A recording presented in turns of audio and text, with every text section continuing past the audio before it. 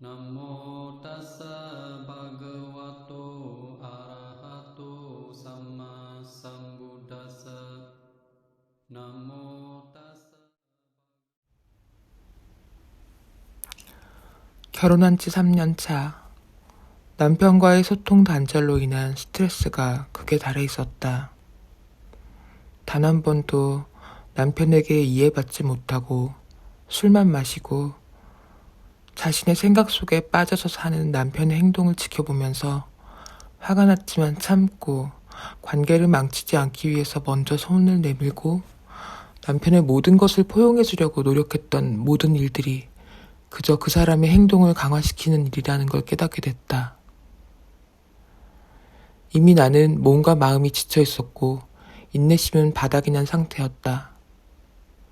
그런 나의 마음을 인정하자 그간 놀러왔던 남편에 대한 극심한 분노가 계속 올라왔다. 마음속으로 그를 몇 번이고 갈기갈기 찢어 죽였다. 그와 함께 마음속에서 미워하고 살의를 느끼는 나에 대한 죄책감도 커져갔고 기어이 나에 대한 미움이 커져갔다. 나는 매일 작아졌다. 쪼그라들었고 불안이 밀물처럼 밀려왔다. 매일이 지옥이었다. 밖에 해도 되는 일이 없었다. 박사학위를 위한 첫 번째 관문인 전월 투고하는 논문을 쓰기 위해 다니던 직장을 그만두고 1월 1일부터 실험에 매달렸지만 생각만큼 쉽게 논문이 억셉되지 않아서 졸업이 한 학기 미뤄졌다. 나보다 더 조급해하는 교수님을 달래가며 남편에 대한 분노를 삭히는 시간이 길어지면 길어질수록 여기저기 아픈 곳이 터져나왔다. 늘 그랬듯 남루해진 나의 마음을 달래주는 것은 오직 명상뿐이었다. 거울 명상, 호흡 명상, 108배 등 다양한 시도를 했다. 거울 명상을 하면서 부정적인 감정을 마주보고 어떻게 마무리해야 될지 몰라서 울다가 찝찝한 마음으로 끝내기도 했고, 호흡 명상을 하면서 마음의 편안함을 잠시나마 느꼈지만 늘 그때뿐이었다. 108배나 독서를 하면서도 마찬가지였다. 미워하는 마음, 분노하는 마음, 답답한 마음은 좀비처럼 사라지지 않았다. 나에게 나타난 상황은 내가 만든 것이라는데 내가 나쁜 사람이라는 죄책감만 더욱 커져갔다. 그러다 내가 나를 너무 미워해서 이런 상황이 벌어지는 것 같다는 생각이 들었다. 자신을 사랑하는 방법에 대해 알아보다 자해 명상이라는 것을 알게 됐다. 하지만 책이나 유튜브에서는 자기 사랑이나 명상, 깨달음에 대해서 다양한 사람들이 말하고 있었지만 뜬구름 잡듯 얘기를 하는 바람에 대체 무슨 얘기를 하는지 알 수가 없었다. 뭐 어쩌라는 걸까? 머릿속에 물음표가 떠다녔다. 다양한 유튜브 채널에서 메타 명상을 포함해 고통을 소멸하는 방법을 찾아다니다 아놀라 스님의 강의를 듣게 됐다. 마침 12연기에 대한 공부를 하던 중에 듣게 됐는데 설명이 아주 명쾌했다. 스님이 계신 집안이라 절에 자주 다니고 불경도 자주 듣고 한때는 스님이 되고 싶었던 적도 있었지만 내가 접한 한국 대승불교인 불교는 기복신앙과 다를 게 없었고 해탈은 특별한 누군가만 가능한 일이라는 생각에 사로잡혀 있었다.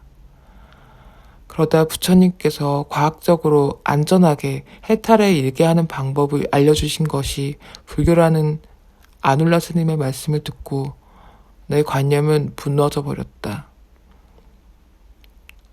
끝없는 번뇌의 고리를 끊어낼 수 있는 기회가 드디어 나에게 왔구나 생각이 들었다.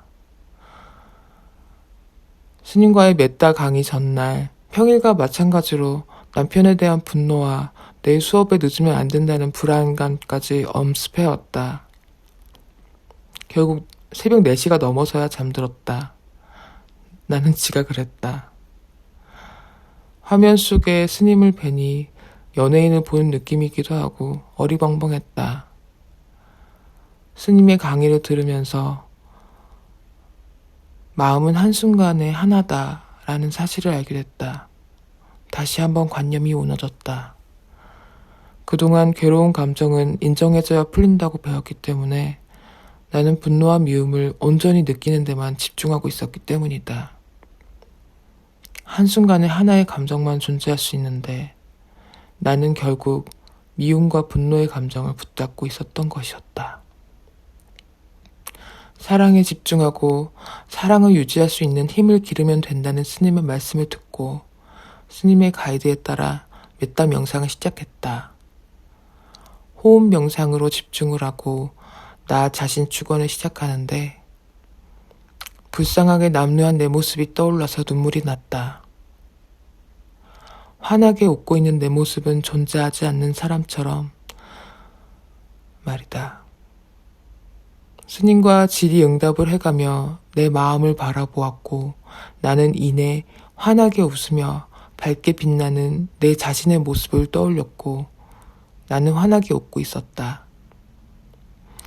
존경하는 분, 중성자, 좋아하는 사람, 싫어하는 남편, 그리고 다시 한번 나 자신에 대한 축원이 끝나고 화면 속에 비친 내 모습은 밝은 모습으로 변모해 있었다. 놀랄 만큼 마음이 편안해졌다. 따뜻한 느낌이 들었다. 명상 수업을 마치고 학교로 가면서 나는 내가 타는 버스, 내가 사는 지역, 눈에 보이는 모든 것에 축원을 보냈다. 학교에서도 마찬가지였다. 가족과 얼마 전에 유학 간 친구에게까지 메타를 보냈다. 메타를 보내서일까?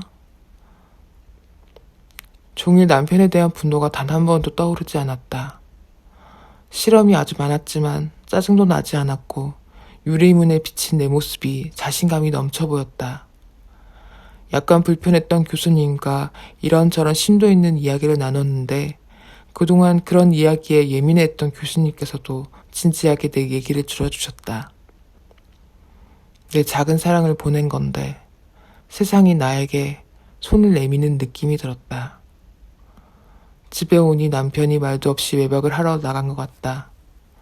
평소 같으면 날 무시하는 남편의 행동에 분노를 했겠지만 태풍이 온다는데 어디 계신지 걱정되니 톡이라도 남겨주세요 라고 문자만 남기고 이렇게 평온한 마음으로 글을 쓴다. 자기 전에 스님이 주신 오늘 만난 사람들과 사랑하는 우리 고양이들 그리고 내일 만날 사람들 그리고 스님께 축원을 보내고 자야겠다. 감사합니다. 2022년 추석 연휴 9월 9일에서 9월 12일 4일간 윗바사나 온라인 집중 수행이 있습니다. 추석 여행은 내면 여행으로 참석하고자 하는 분들은 아래 링크로 들어와 신청서를 다운로드 받아 신청해 주세요. 윗바사나 명상으로 일상에서 깨어나 높은 의식 수준으로 살고자 한다면 윗바사나 온라인 수행 매월 셋째 주 일요일에서 토요일 저녁 9시 반에서 10시 반까지 온라인 집중 수행에 동참하세요. 자해명상을 좀 더 전문적으로 깊이 있게 선정 수준까지 발전시키고 싶다면 매월 첫 번째 일요일부터 토요일까지 아침 5시 반에서 6시 반까지 온라인 집중 수행에 동참하세요. 이론으로만 접근하는 불교와 직접 1시간이라도 윗바사나 수행을 했을 경우 엄청난 차이가 있음을 분명하게 알 수 있습니다. 또한 수다원 경험 수행자의 경우에서 알 수 있듯이 윗바사나 수행은 선정 없이도 충분히 수다원 깨달음이 가능하다는 것을 보여주고 있습니다. 이제 깨달음은 우리의 보편적 일상이 되어야 합니다. 왜냐하면 이 수많은 인간들의 문제를 깨달음의 의식이 아니고는 해결할 수 없기 때문입니다. 수다원 깨달음은 최소의 해결책이고 오히려 거기서부터 진짜 인간으로서의 삶을 영위해 나가면서 진짜 삶, 즉 팔정도의 삶, 팔정도의 수행이 시작되어야 합니다. 개개인들이 깨달음으로 각각의 의식 수준을 높이면 그로 인해 나라나 정부도 거기에 맞게 높은 의식 수준으로 상승합니다. 각 나라가 의식 수준이 높아지면 지구 전체 집단 의식도 상승 나선을 타고 올라갑니다. 그러면 자연재해 등 수많은 재난을 미리 막을 수 있습니다. 그러므로 지금이 깨어나야 할 바로 그때입니다.